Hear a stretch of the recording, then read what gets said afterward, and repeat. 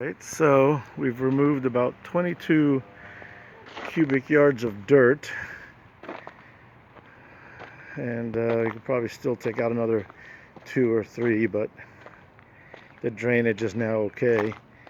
We've started to put in the French drains, laying them on top of gravel with holes facing down.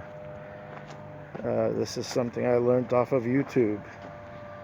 Holes facing down so the water goes in the gravel and up into the holes, and this will be connected out to the street. The green, bottom of the green is going to be the top of the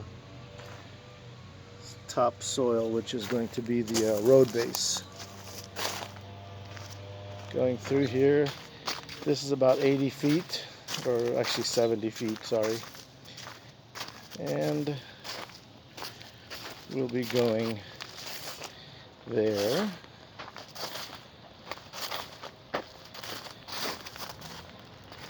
It will go across and to the downspout, and then out toward the pool for the overflow of the pool into it all.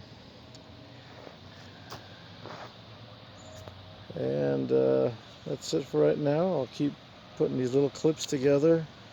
Progress of using road base instead of concrete.